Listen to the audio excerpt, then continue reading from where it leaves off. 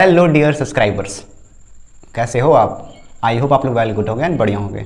आज हम बात करेंगे डुअलिटी के बारे में, मीन्स द्वंद्व। ये जो हमारा पूरा जीवन है ये या फिर ये जगत है कह लो, ये द्वंद्व से मिलके बना है, means duality in English dualism भी कहा जाता है। तो आज हम समझेंगे इसी के बारे में। तो उससे पहले एक स्टोरी चलेगा, स्टोरी के थ्रू हम समझेंगे कि हम इस कॉन्सेप्ट में क्या समझने वाले हैं। देखो, हम जो भी कॉन्सेप्ट आपके लिए ये ला रहे हैं या फिर यहाँ परफॉर्म कर रहे हैं उस चीज़ को, वो बस एक टॉपिक नहीं है।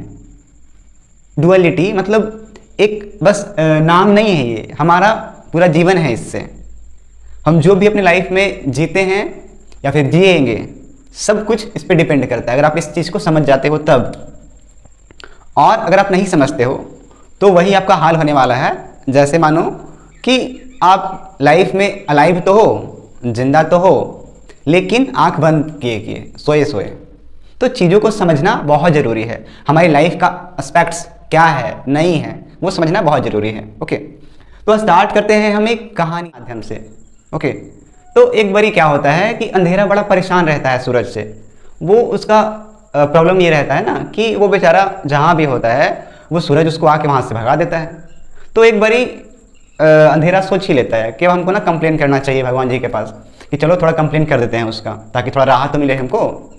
तो अंधेरा चला जाता है गॉड के पास, भगवान के पास, कि आप बताओ ऐसा ये क्यों करता है प्रकाश, या फिर सूरज ऐसा क्यों करता है? जहाँ जहाँ हम होते हैं वहाँ वहाँ ये भी आ जाता है और हमको वहाँ से जाना पड़ जाता है, भागना पड़ जाता है। तो भगवान भी बोलता है ठीक है, मैं उसे बुलाऊंगा और पूछूंगा इस बात को लेकर।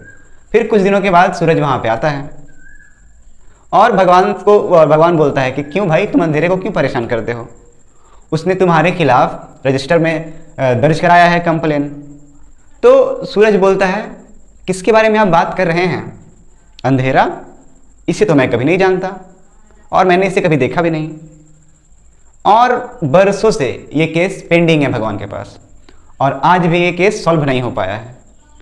और अंधेरा का भी अपना परेशानी है भाई, कि हम जहाँ होते हैं सूरज आके अपना लाइट प्रकाश दे देता है और उसको भागना पड़ जाता है।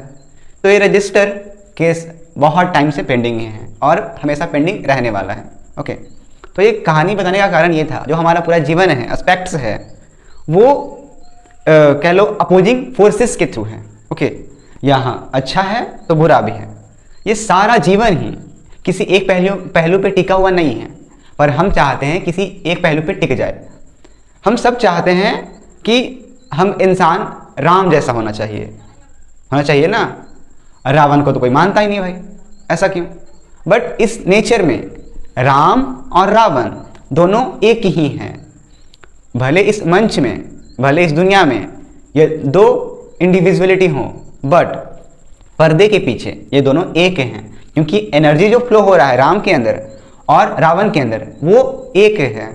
ओके, तो ये कहानी बताने का पीछे ये रीज़न था मेरा कि हम जीवन का एक एस्पेक्ट्स को पकड़ लेते हैं और हम चाहते हैं ये हमसे छूटे ना।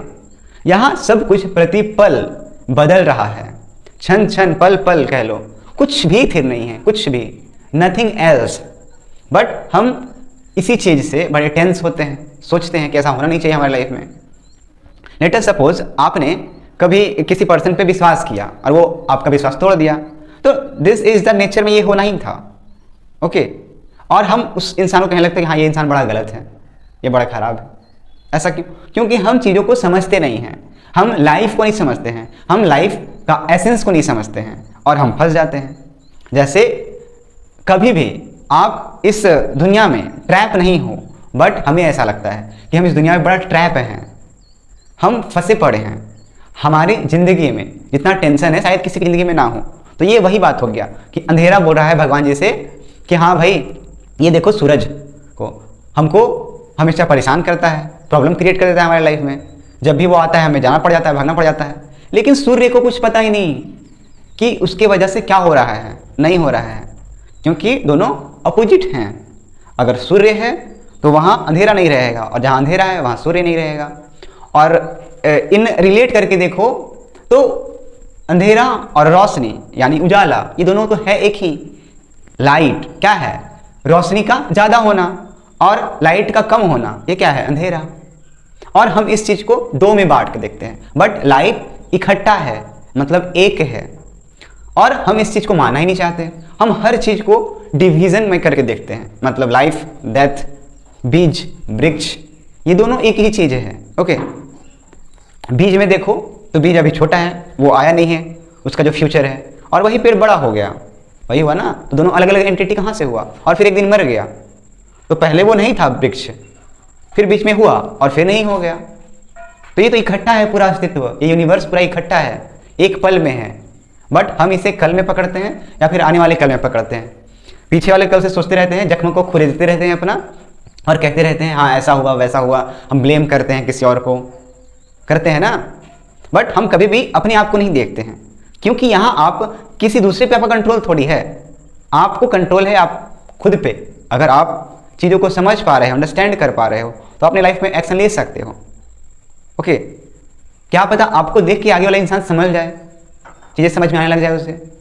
बट हम डायरेक्टली क्या करते हैं? कंप्लेन कर देते हैं कि नहीं तुम्हारी वजह से ऐसा हुआ हमारे साथ में, तो तुम्हारा ही गलती है। तो हमारा जितना दृष्टिकोण छोटा रहेगा, सीमित रहेगा, हम चीज़ों को उतना छोटा करके देख पाएंगे। ओके, फिर है एक्सप्लोर द को existence of opposing forces with in life. जो भी हम कॉन्सेप्ट आपको बता रहे हैं, पढ़ा रहे हैं, समझा रहे हैं, वो आपके लाइफ से रिलेटेड है। ओके, ये द्वंद्व आपके लाइफ में है, बट आप इस चीज को समझते नहीं हो, आप अच्छे को पकड़ते हो, बुरे को छोड़ देते हो। लेकिन बात ऐसा है ना यहाँ पे, इस दुनिया में, इस सृष्टि में, इस यूनिवर्स में, कि आप अच्छे को पकड़ोगे तो बुरा भी साथ में आ जाएगा, क्योंकि सिक्का ही है। एक सिक्का है, हेड टेल होता है ना, हेड टेल। तो हेड समझ लो, हेड जिसको हम कहते हैं उसको समझ लो अच्छाई, और टेल समझ लो उसको बुराई। तो आप किसी भी एक को पकड़ोगे, पीछे से दूसरा आ जाएगा, नॉर्मल सी बात है। तो इस चीज को आप रिमाइंड करके रखो। ओके, तब आप चीज़ों को समझ पाओगे, देख पाओगे, आप इन्हेंस हो पाओगे, आपका जो मेंटेलिटी है वो ग्रो कर पाएगा। हमारा जो ये सोसाइटी है, इसका मेंटेलिटी एक समय के बाद ग्रो हो ही नहीं पाता। क्यों नहीं हो पाता है? क्योंकि नॉर्मल सी बात है, पेरेंट्स का ही, जो उसके पेरेंट्स रहे हैं, पूर्वज रहे हैं, उनका मेंटेलिटी ही ग्रो नहीं कर पाया, तो उसका आने वाले जनरेशन का कैसे मेंटेलिटी ग्रो कर पाएगा? यहाँ पे आपको उल्लू और औलाद मिलेंगे। ओके, उल्लू मर जाते हैं लेकिन औलाद छोड़ जाते हैं। क्यों छोड़ जाते हैं? क्योंकि तबाह जो करना है इस प्लेनेट को, इसलिए ना। तो ये हमें समझना होता है, अंडरस्टैंड करना होता है, तब चीज़ें कहीं ना कहीं जाके पूरा फिल्म एक कंप्लीट होता है, एक पिक्चर बनता है। ओके, फिर क्या लिखा हुआ है इसमें? Opposing forces with in life, मतलब हमारे लाइफ में टू फोर्सेस का वर्क होता है, काम होता है, ठीक है। तो वर्क करता है नेचर एंड ह्यूमन नेचर। और ये जो कह लो नेचर है, प्रकृति है, इसमें जो नियम काम करता है वो ऐसे ही है, आपको हंसाएगा तो रुलाएगा भी, क्योंकि ऐसा बना ही है। लेकिन एक तीसरा दृष्टि भी है। ओके, जैसे कि मैंने एक शॉर्ट्स में बताया था कि 3 तरह के रियलिटी एग्जिस्ट करते हैं। फर्स्ट वो जो आप खुद के बारे में सोचते हो और जो लोगों को आप बताते हो। ओके, और दूसरा वो जो लोग आपके बारे में समझते हैं, प्रेडिक्ट कर लेते हैं। तीसरा वो जो अल्टीमेट ट्रूथ है। तो ये वही तीसरा का बात हो रहा है। ओके, अपोजिंग फोर्सेस क्या है? 2 है, निगेटिव और पॉजिटिव। लेकिन एक और भी है न्यूट्रल, जो इन दोनों को देख लेता है जैसे वो है, निगेटिव है तो निगेटिव, पॉजिटिव है तो पॉजिटिव। ना इसको शिकायत है कि हाँ ये निगेटिव क्यों है, ना इसको शिकायत है कि ये पॉजिटिव क्यों है, क्योंकि ये दोनों को समझता है, दोनों को जानता है, दोनों के बियॉन्ड है। तभी तो आप चीज़ों को समझ पाओगे, अंडरस्टैंड कर पाओगे। वरना क्या पल्ले पड़ेगा आपको, कुछ भी नहीं पढ़ने वाला है। आप अपने लाइफ से देखो ना, अपनी लाइफ से सीखो। अभी तक आपने जितना लाइफ को एक्सप्लोर किया है, जिया है, ऑब्जर्व किया अपने लाइफ में, क्या मिला है आपको? खाद खुजली के सिवाय, दुख दर्द के सिवाय क्या मिला है आपको? कुछ नहीं। क्योंकि ये जो सोसाइटी का ढांचा ही है ना, वो एक इंडिविजुअल को मार देता है जान से। ओके, जीना बहुत मुश्किल है इस दुनिया में। आपको लगता तो है चारों तरफ अपने कि हाँ इतने सारे लोग तो हैं, पॉपुलेशन बढ़ रहा है, लेकिन नहीं, सारे देश आर ज़ॉम्बीज, जिनमें प्राण नहीं है, प्राणवायु का संचार नहीं है। हम स्टक हो चुके हैं चीज़ों को लेके। मरना बहुत आसान है, बट जीना शायद ही कोई जी पाता है। जीना महंगा सौदा है, बट हम चाहते हैं कि हम जैसे हैं वैसे ही जिए, क्योंकि आप अभी गलत हो और गलत होके जियोगे तो गलत ही परिणाम आएगा, और फिर आपको दुख दर्द खाद खुजली पीड़ा होगा। फिर आप बोलोगे कि हाँ भाई ऐसे क्या हो रहा है मेरे साथ में, ऐसा हमने क्या कर्म किया था। तो कोई कर्म नहीं है, ठीक है। ऐसा मानो आप ही का रिजल्ट, आप ही का जो आपने किया है वो आपको बस रिटर्न मिल रहा है। आप जितना अवेयर होकर चीज़ों को किए हो सकता है कुछ आपकी लाइफ में ऐसा इंसिडेंट हुआ हो जिसको देख के लगा हो कि ऐसा कैसे यार, ऐसा तो हमारी लाइफ में नहीं होना चाहिए था, बट वैसा हुआ। आप उस टाइम जब अपना पन्ना में लिख रहे होगे अपना फ्यूचर, तो हो सकता है उस टाइम आप अवेयर नहीं होगे, बट कहीं ना कहीं चीज़ें तो एग्जिस्ट करती है ना, वो आप जो लिख दिए हो। कोई यहाँ पे क्यों आपको दुख देना चाहेगा, ये बताओ। कोई किसी को दुख नहीं देता है, ना कोई किसी को सुखी दे सकता है, खुश कर सकता है। ओके, सब अपना ही रिजल्ट से आगे बढ़ते हैं, जो देते हैं वही वापस आता है, ये जान लो। Such as good and evil, हम क्या करते हैं किसी भी चीज़ को डिफाइन कर लेते हैं, क्योंकि ये सारा अस्तित्व द्वंद्व से मिलकर बना है। ओके, ये जो सारा यूनिवर्स है ये द्वंद्व से मिलकर बना है, तो हम यहाँ पे डिस्टिंग्विश कर लेते हैं, डिवाइड कर लेते हैं, डिवीजन कर लेते हैं कि हाँ ये अच्छा है, ये गलत है, ये सुंदर है, ये कुरूप है, ये बड़ा हमको हंसा रहा है, ये बड़ा रुला रहा है। ऐसे हम चीज़ों को देखते हैं, बट ये इकट्ठा एक है। ओके, जैसे सत्य का, जैसे हम कहते हैं ना कई बार कि 3 रूप होता है कहने का, एक हाँ, एक ना, और एक और होता है हाँ भी और ना भी। हाँ भी और ना भी समझना बहुत थोड़ा मुश्किल है, बट हम समझ सकते हैं। जैसे एक सांप को आप देखो, सांप को नहीं छोड़ो, आप रस्सी को देखो। आप अंधेरा रात है, कड़कती बिजली गड़क रहा है और रस्सी पड़ा है, और आप कहीं से आ रहे हो और उस रस्सी को देख के आप सांप समझने लग गए, तो ना तो वो रस्सी सांप है, ओके, लेकिन हाँ उससे आपका ब्लड प्रेशर हाई हो रहा है, आप डर रहे हो, आप में फियर क्रिएट हो रहा है। तो ऐसा भी नहीं कह सकते कि वो सांप नहीं है, क्योंकि आप परसेप्शन करके रखे हो, धारणा बना लिए हो कि हाँ वो सांप ही है, लेकिन इन रियलिटी वो सांप नहीं है। तो सांप है भी और नहीं भी है, तो ये भी होता है कहने का ढंग। तो वही हम तीसरा बात कह रहे हैं कि ये सृष्टि क्या है, द्वंद्व से मिलकर बना है। मतलब यहाँ निगेटिव है, पॉजिटिव है, लेकिन एक न्यूट्रल भी है, जिसको हम कहते हैं धर्म। ओके, अभी हम इस पर भी बात करेंगे थोड़ा, बट पहले हम समझते हैं निगेटिव, पॉजिटिव एंड न्यूट्रल। 3 होता है ना एक एटम में, चार्जेस। तो निगेटिव को हम देख लेते हैं, पॉजिटिव को देख लेते हैं, लेकिन न्यूट्रल को नहीं देख पाते हैं। यही हमारा गलती है, क्योंकि न्यूट्रल को आप अगर देख लेते हो, समझ जाते हो, तब कहीं ना कहीं निगेटिव और पॉजिटिव आपको दोनों एक ही लगेगा। और हम अभी समझेंगे और भी से अच्छे से। ओके, फिर क्या है, light and dark, means light और डार्क। अभी हम समझे थे थोड़ी देर पहले एक कहानी के थ्रू कि अंधेरा परेशान रहता है उजाले से, कि हाँ भैया क्यों हमें परेशान कर रहा होता है। तो कहीं ना कहीं अभी हम चीज़ों को समझे ना कि लाइट क्या है, प्रकाश है, और अंधेरा क्या है, उस प्रकाश का ना होना। यही है ना, यही कह सकते हैं। एक जगह पे इतना लाइट है जहाँ पे अंधेरा हट चुका है, या फिर वहाँ नहीं एग्जिस्ट कर रहा है लाइट का किरणें, और एक जगह पे लाइट पहुँच ही नहीं पा रहा है, तो वहाँ पे क्या है, अंधेरा है। तो इस चीज़ को हम 2 में तो बांट नहीं सकते ना, ये चीज़ें तो है एक ही, बट हमारे दृष्टिकोण से वो दोनों अलग अलग हैं, है ना। हम मानते भी हैं कि हाँ अलग हैं, बट क्या अंधेरा क्या उजाला, उजाला का अपना मजा है, अंधेरा का अपना मजा है ना। दिन में देखो आपको अलग महसूस होता है, रात में देखो आप और खुल जाते हो। जैसे लाइफ में बड़े आप उछलते हो, कूदते हो, हताश होते हो, गिरते हो, पटकाते हो, रोते हो, खाद खुजली होता है, लेकिन डेथ पीसफुल है। बट डेथ पीसफुल कब है, जब लाइफ को जी लेते हो, अच्छे से समझ लेते हो तब, वरना लाइफ और डेथ में फिर वही हो जाएगा कि आपका मेंटेलिटी उस लेवल का अगर नहीं हुआ, नहीं विकास मानो डेवलप नहीं हो पाया, तो डेथ भी कहीं ना कहीं आपको डराएगा, सताएगा, भगाएगा, क्योंकि आपको अभी लाइफ जिए नहीं हो अच्छे से, लाइफ का जो मिस्ट्री है उसको समझे नहीं हो, उसको जी के नहीं देखे। देखो लाइफ एक मिस्ट्री है, इसके बारे में तो बताया नहीं जा सकता है, बट इसे जिया जा सकता है ऑन एक्सपीरियंस पे, खुद के अनुभव पे।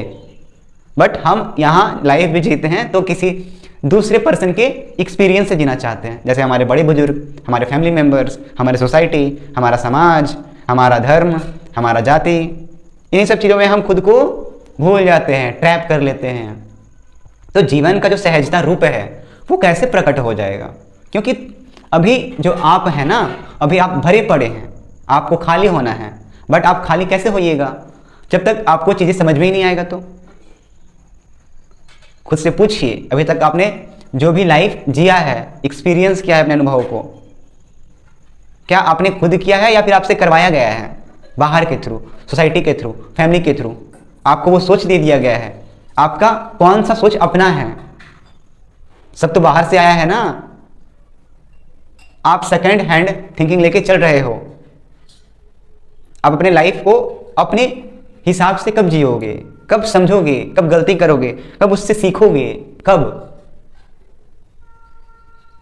एक माँ है जो अपनी बेटी को बोलती है कि हाँ देख ले तू कोई लड़का से बात नहीं करेगी, या कोई बाप कि हाँ देख ले तू कोई लड़का से बात मत करना, लड़के बड़े बुरे होते हैं। लेकिन उस लड़की को कैसे पता कि लड़के बुरे होते हैं या अच्छे होते हैं? ये अपना आइडियोलॉजी ढाल रहा है पेरेंट्स, या फिर कह लो उसके माता या फिर पिता कि हाँ लड़कों से दूर रहना। अब जो भी आप जिस चीज को लेके बच्चों को आप मना करोगे, नॉर्मल सी बात है, निषेध कर रहे हो आप, रोक लगा रहे हो, तो वो वही करेंगे। ये पेरेंट्स कभी समझना नहीं चाहते हैं और बढ़ावा देते हैं कह लो। बट कोई पेरेंट्स ऐसा भी हो, हाँ बेटी जो भी कर हमें बता दियो, या फिर जो कर अपनी लाइफ से सीख समझ चीज़ों को। लड़कों से बात करना है कर तू, क्योंकि इस दुनिया में अब है क्या, हम इंसान ही तो है ना। अब कोई लड़का हो लड़की हो, अब इसी मानसिकता से हम ऊपर नहीं आ पाएंगे तो हमारा कॉन्शियसनेस कैसे डेवलप होगा? हम अभी यही देखेंगे कि हाँ वो लड़का है कि लड़की है, हम उससे बात करना चाहिए कि नहीं करना चाहिए। नॉर्मल सी बात है, ये आप भी जानते हो कि ये जो निगेटिव पॉजिटिव है, जो द्वंद्व है, जैसे मेल फीमेल, अब उसके मन में भी कहीं ना कहीं भाव उठेगा बात करने का। आप कितना मन को रोकोगे आप अपना, ये बताओ कितना रोकोगे? बट हम हर चीज़ों से सप्रेस करना चाहते हैं, ये सोसाइटी सप्रेस करता है। क्यों, किस लिए? क्यों ना यहाँ पे सहज भाव से जिया जाए, क्यों ना सरलता से जिया जाए? क्यों इतना कॉम्प्लेक्सिटी हम क्रिएट कर लेते हैं? क्यों अपना एक्सपीरियंस हम अपने बच्चों पे ढाल देते हैं? क्यों ऐसा? ये भी तो गलत है ना। उसका अपना जीवन है, वो जो जी रहा है वो जिएगा, उसका अपना डेस्टिनी है, उसको कहीं और जाना है, उसका जर्नी अलग है। और आप अपना पोथला उठा के डाल रहे हो उसके सिर पे, अपना कचरा डाल रहे हो उसके दिमाग में। और बच्चे क्या है, बच्चे तो मासूम हैं। तो ये एबिलिटी हमारे पेरेंट्स में होना चाहिए। जो भी पेरेंट्स बनते हैं या फिर बनने के लिए रेडी होते हैं या फहुआ रहे होते हैं कि हाँ हमको तो बच्चा ही पैदा करना है, बच्चा पैदा करने से पहले खुद को तो पैदा कर लो। तुम्हारा फिजिकल अपीयरेंस से, फिजिकल बॉडी स्ट्रक्चर से, फैल जाने से, फूल जाने से, बड़ा हो जाने से, शादी कर लेने से, बच्चा कर लेने से ये थोड़ी पता चलता है कि तुम डेवलप हो चुके हो, उस काबिल हो चुके हो बच्चे को लाने के लिए। बट हमारा देश में ऐसा कोई कानून नहीं है कि हाँ अगर इंडिविजुअल या जो भी दो कपल है शादी करना चाहते हैं वो डेवलप हैं फुली या फिर नहीं, ऐसा तो दिखाई नहीं जाता है। ऐरा गर्रा नथु खैरा लंगड़ा लूल्हा सब शादी करता है और सब बच्चा पैदा कर रहा है। ऐसा क्यों? और हम बोलते हैं भाई यहाँ गरीबी बहुत है। नॉर्मल बात होगा ही ना, क्यों नहीं होगा? तुम जितना अपने लिए रखते नहीं हो उतने बच्चे पाल लेते हो, और बच्चा इतना ही तुम्हें रखने का शौक है तो अनाथालय से अडॉप्ट कर लो भैया, और क्या बोले। बट हम ऐसा नहीं करना चाहते, हम चाहते हैं हमारा खून हो। जैसे पता नहीं हमारे खून में क्या स्पेशलिटी है, तुम्हारे खून में तो एकदम नहीं है। तुम लोगों के खून में कैसे हो सकता है तुम्हारे खून में स्पेशलिटी? क्योंकि तुम ही अभी निर्मित नहीं हुए हो, तुम ही बने नहीं हो, तुम ही भगाड़ भोसड़ा क्या कह सकते हैं उसको, भोसाड़ बाबा हो। तो ये चीज़ें हमें समझना है, क्योंकि आने वाला जो कल है वो हमारे जो जनरेशन होगा वही तो आएगा ना। तो जब तक हम डेवलप नहीं होंगे हमारा आने वाला जनरेशन कैसे डेवलप होगा? हम उसे क्या बताएंगे, क्या सिखाएंगे? क्या यही सिखाएंगे जो कि हम अपनी लाइफ को अच्छे से नहीं जिए हैं, फुलफिल होके हम खुद डरे डरे जी रहे होते हैं? हमारी लाइफ में क्या करेज होता है सच्चे में मानो तो? कोई अपने पेरेंट्स से डर रहा है, कोई अपने फादर से डर रहा है, कोई अपने मदर से डर रहा है, कोई समाज से डर रहा है। ये कैसा जीवन हम जी रहे हैं, डर वाला? लिटरली क्या यही होता है लाइफ जीने का मतलब? डरे डरे जीना, सहमे सहमे जीना? हमारा जीवन प्रामाणिक नहीं है अगर हम ऐसे जीते हैं तो।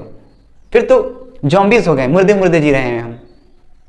जीने का मतलब ये होता है कि मशाल जल रहा हो तुम्हारे लाइफ में, जिंदगी में, तुम्हारे लाइफ में एक जीने का अपना तरीका हो, अपना ढंग हो। ओके? और हम सब चाहते हैं किसी ना किसी की तरह बनना, कि हम ऐसे हो जाएं, हम वैसे हो जाएं। यहां तक कि हमारे पेरेंट्स भी तो कहते हैं ना कि हाँ देखो वो कैसा अच्छा इंसान है, बहुत लोग तो हमारे जो प्रधानमंत्री हैं उनका भी रोल मॉडल बना देते हैं कि ये देखो कितना अच्छा काम कर रहे हैं। अब सच में अच्छा काम कर रहे हैं नहीं कर रहे हैं हमें क्या पता भैया। तो अपने बच्चों को आप उनके जैसा बनाओ, ना कि किसी और के जैसा। ओके, तो कहीं ना कहीं उसके लाइफ में ये ग्रेटफुलनेस होगा आपके प्रति। आपने देखा है कभी कि बहुत सारे जो बच्चे होते हैं वो अपने ही पेरेंट्स से नफरत करते हैं अनकॉन्शियसली, बहुत ज़्यादा, क्योंकि कहीं ना कहीं वो अनकॉन्शियसली फील कर पा रहे होते हैं कि ये जीने का ढंग नहीं है, जैसे हमें जीने पे मजबूर किया जा रहा है।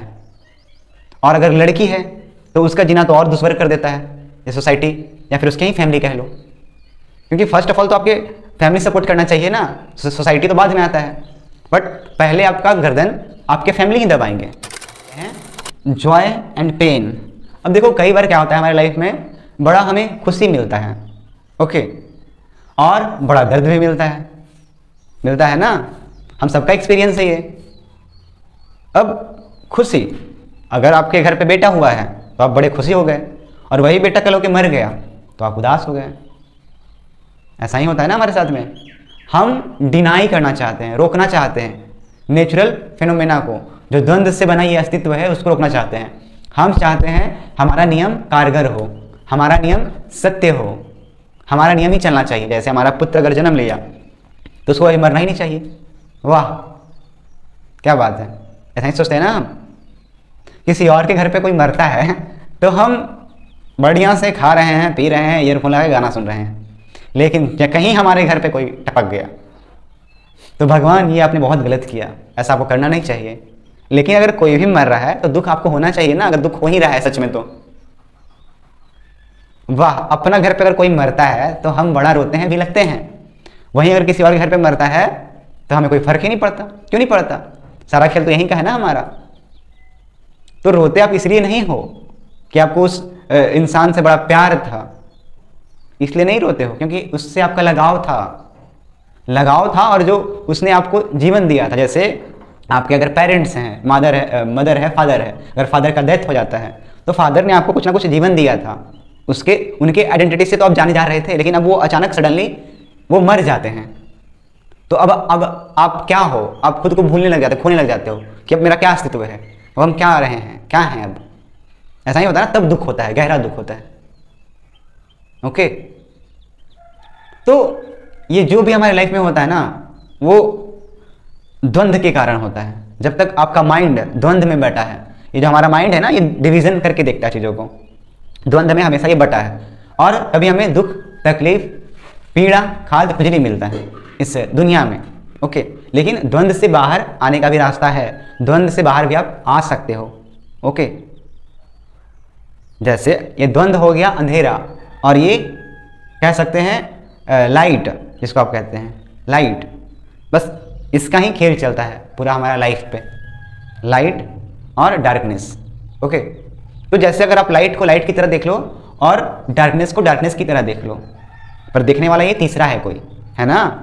वैसे ही अगर आप चीज़ों को समझ जाते हो कि हाँ ये पूरा अस्तित्व ही, समझना मतलब बस ऐसे सुन लेना नहीं, अपने लाइफ में एक्सपीरियंस जब तक उसको नहीं करोगे तब तक वो चीज़ें आपके अंतस में, गहराई में नहीं बैठने वाला है, नहीं समझ में आने वाला है। ओके, तो चीज़ें को एक्सपीरियंस करना बहुत ज़रूरी है हमारे लाइफ में। ओके, तो वैसे ही अभी एग्जांपल ये थे जॉय एंड हैप्पीनेस। आपने देखा होगा कोई इंसान किसी से प्यार करता है, बढ़िया चल रहा होता है, अच्छा लग रहा होता है, स्टार्टिंग फेस को बता रहे हैं, अच्छा लगता है, फिर कुछ टाइम बाद वो दोनों शादी कर लेता है। अब हम यहाँ लेबल लगा दिए, सोसाइटी का बैरियर लगा दिए। वो प्यार जब तक था वो बड़ा अच्छा था, निर्मल था, शुद्ध था, लेकिन अब हम शादी कर लिए हैं, अब हमें एक सोसाइटी नॉर्म्स रखना होगा, आपस में सोसाइटी रूल मानना होगा, हमें कॉन्ट्रैक्ट साइन कर लिया है हमने। ऐसा ही होता है ना शादी में। क्या होता है शादी एक तरह से, क्या है, कभी सोचो आप, शादी उनके लिए कुछ नहीं है जो चीज़ों को समझते हैं, बट जो बुद्धू हैं उसके लिए शादी क्या है, सफ़र करने वाला है, क्योंकि वो जो बुद्धू है जिसका शादी हुआ है, ओके, जो बेअकल है, और बेअकल ही शादी करते हैं, ये जान लो तुम, क्योंकि जो चीज़ों को समझता है वो शादी में क्यों ही पड़ेगा। मतलब ये नहीं बोल रहे हैं कि शादी करना बहुत गलत है, ओके, मेरे कहने का मतलब समझना, हम कह रहे हैं शादी जो कॉन्सेप्ट होता है वो सोसाइटी का नॉर्म्स क्यों रखेगा। अगर हमको किसी से प्यार है तो हमको आपसे प्यार है, आप जानते हो हम जानते हैं, बाकी फिर ये सोसाइटी क्यों आए होल में, ये बताओ। या फिर बीच में ये फैमिली क्या कर रहा है तुम्हारा। तो वहाँ कोई भी आइडियोलॉजी नहीं रखेगा, कोई रूल नहीं रखेगा, ओके, जो सच में चीज़ों को समझता है, अंडरस्टैंड करता है। बट हम चाहते हैं जो सब हो रहा है हम सब जानते हैं, सब देखते हैं, अपना लाइफ में एक्सपीरियंस कर चुके हैं कि जिसका भी शादी हुआ है सब कहीं ना कहीं दुख पाया है ना, आप अपने आसपास में देख लो। फिर भी हम सोचते हैं कि नहीं, हम एक्सेप्शन हो सकते हैं, हमको तो शादी से बड़ा मज़ा मिलेगा, खुशी मिलेगा, यही चाहते हैं ना, हम यही सोचते हैं, अपने इमेजिनेशन में बना रहे होते हैं। बट शादी उनके लिए कारगर है, शादी उनके लिए सक्सेसफुली है जो चीज़ों को समझते हैं, जो फुली डेवलप हैं, मैच्योर हैं। ओके, मैच्योर का मतलब ये नहीं कि बस अलग सेंस में आप ले लेते हो मैच्योर को भी। मेरे मैच्योर कहने का सेंस ये है कि इनोसेंस, मासूमियत आप में कितना है उस चीज़ को लेके। तो फिर शादी ये सब कुछ नहीं करेगा आपका। शादी तो यूँ है कि जैसे आपके अकल को ठिकाने लगाने के लिए होता है, आपको जगाने के लिए होता है। बट इतने सारे बुद्धू हैं, या फिर कह लो इतने सारे बेअकल हैं कि शादी करने के बाद भी उनको अकल तक नहीं आता है। ऐसा होता है ना हमारे समाज में, सोसाइटी में देख लो। तो ये हम कब समझेंगे हैं ऐसे ही, वरना मुर्दा भरा लाइफ जिएंगे और फिर एक दिन अचानक डेथ आ जाएगा। फिर उससे कब परिचय करोगे, जब तक आप लाइफ से ही परिचय नहीं कर पाओगे, लाइफ से ही दोस्ती नहीं कर पाओगे, ज़िंदगी से ही दोस्ती नहीं कर पाओगे, तो डेथ आपके लिए भयानक होने वाला है। ये दो कैरेक्टर के बारे में। ओके, फर्स्ट है कन्फ्यूशियस, सेकंड लाओ त्सु। कन्फ्यूशियस एक ऐसा नैतिक व्यक्ति जो कहता है कि सही काम करो, क्या तुम गलत काम कर रहे हो, ये नैतिकवादी है। ओके, दूसरा लाओ त्सु। लाओ त्सु बात करता है धर्म पे। अब धर्म भी कौन सा, हमारा वाला धर्म नहीं कि हाँ हिंदू मुस्लिम जो भी नाम ऐसे डिनोट किया जाता है ना धर्म को, वो धर्म नहीं। धर्म के नाम पे ना जाने कितने बेवकूफ़ लोग अपना जान दे देते हैं, जाति के नाम पे, संप्रदाय के नाम पे, कास्टिज़म। हम इतने बेवकूफ़ बन जाते हैं किसी भी चीज़ पे। धर्म, लाओ त्सु कहता है धर्म मतलब विशेषण शून्य, मतलब कोई लेबल ना हो, कोई नाम ना हो। धर्म आपके अंदर से आना चाहिए, ना कि बाहर से। लेकिन जितना धर्म हमें बताया जाता है या सिखाया जाता है या हम देखते हैं, वो क्या है धर्म, वो धर्म बाहर से आया हुआ है, वो धर्म नहीं है। ओके, वो आपको डिवाइड करने का एक तरीका है। ओके, तो लाओ त्सु क्या कहता है, लाओ त्सु कहता है द्वंद्व छोड़ो और धर्म में चलो, बियॉन्ड ड्यूअलिटी। ओके, ड्यूअलिटी के बाहर, मतलब निगेटिव, पॉजिटिव, एंड एक और है न्यूट्रल जो बाहर है चीज़ों के। ओके, उसमें चलने को ये कहता है।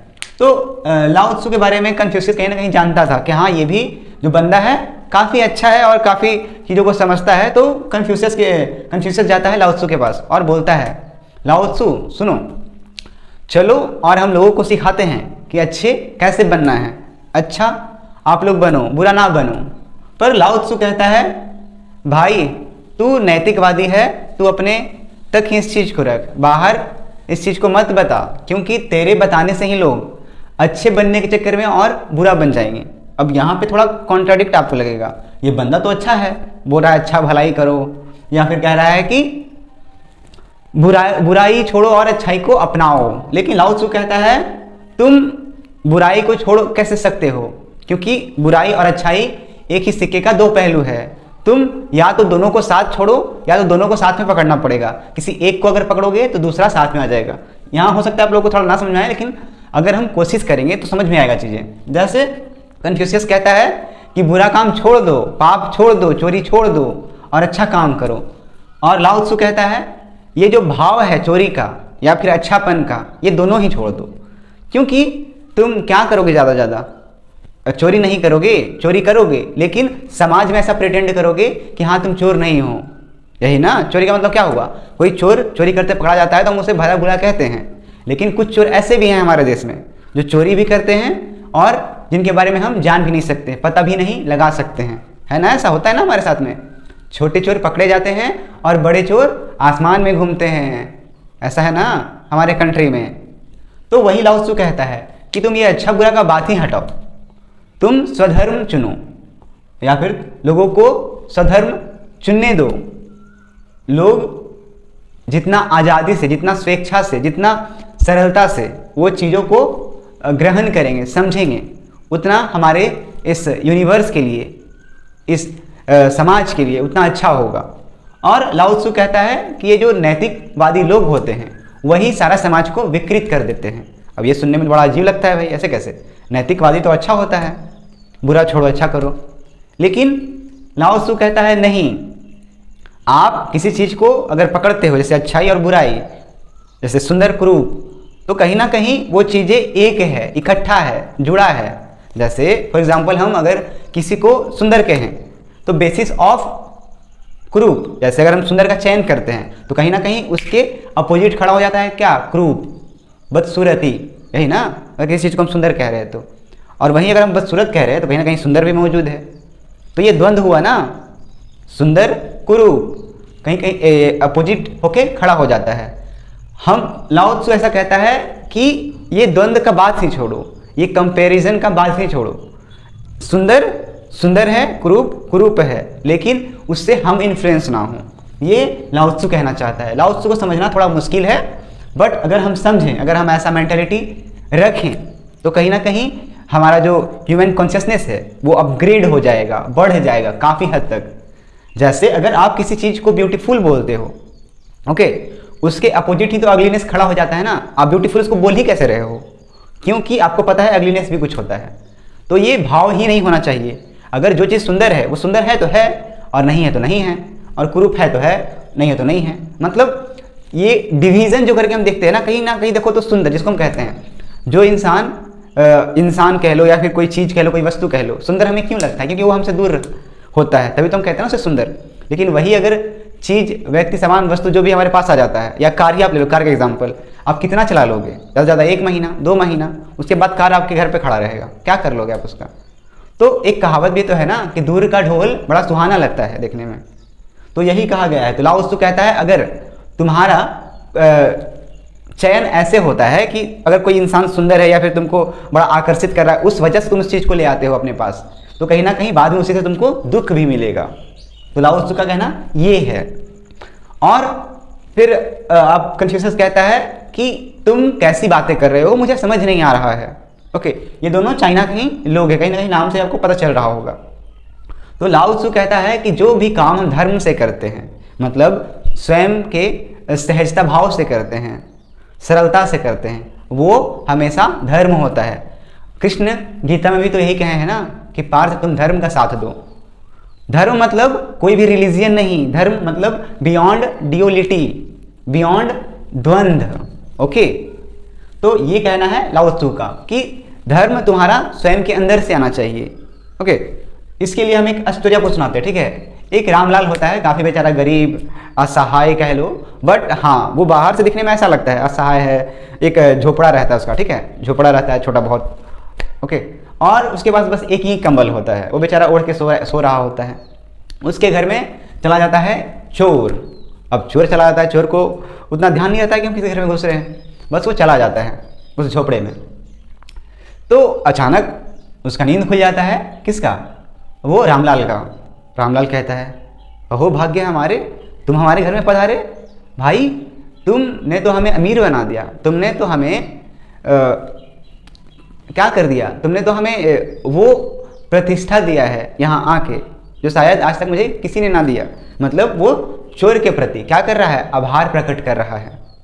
ओके, कि हाँ तुम आए, लेकिन बोलता है कि तुम बिना बताए मुझे क्यों आए। अगर तुम मुझे बता के आते तो मैं तुम्हारे लिए कुछ व्यवस्था करके रखता, कुछ पैसे ले आता, कुछ सामान ले आता, और मैं वो तुम्हें दे देता, तुम बता के आते तो कहीं ना कहीं उसका मेंटेलिटी देखो उस रामलाल का कि क्या मेंटेलिटी था।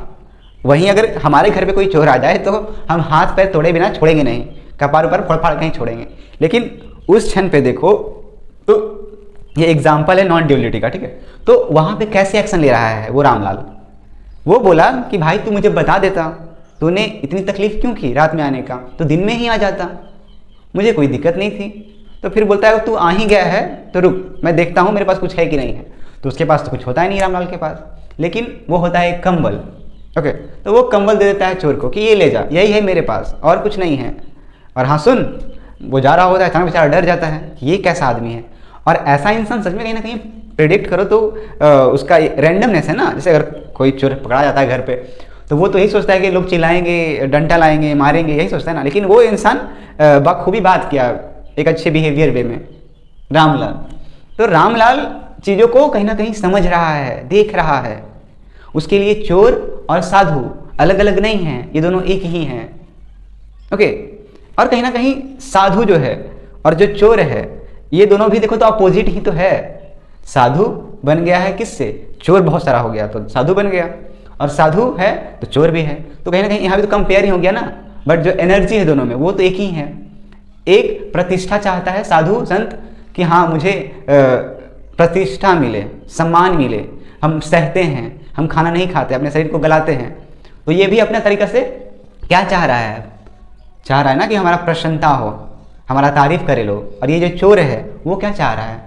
वो चाह रहा है कि मेरा पेट भर जाए। तो इसको भी तो चोरी नहीं कह सकते ना। अगर गहराई में सोचोगे तो आपको चीज़ें समझ में आएगी। तो फिर क्या होता है कि वो चोर बहुत आश्चर्यजनक हो जाता है, उसे समझ नहीं आ रहा ये हो क्या रहा है। फिर जैसे ही वो जाने लगता है बोलता है रुक, जैसे आया तू वैसे चुपचाप चला जा और क्या कर, कुंडी लगा दियो, और अगली बार सुन, जब भी तू आए मुझे बता दियो पहले, ताकि मैं तुम्हारे लिए कुछ सामान रखा रहा हूँ जो तुम्हें मैं दे सकूँ। फिर वैसे ही वो चोर किसी दिन पकड़ा जाता है, जो पुलिस लोग पकड़ लेता है उसको और अदालत में पेश किया जाता है। उसके पास मिलता है वही कंबल, और वो कंबल जानता है, वो कंबल देख के सब समझ जाता है कि अरे ये तो रामलाल का कंबल है जी, इसके पास कैसे? जरूर इस चोर ने चोरी कर लिया होगा उसका, और मैं बहुत दिन से उसे देख भी रहा हूँ, उसके पास कोई कंबल भी नहीं है।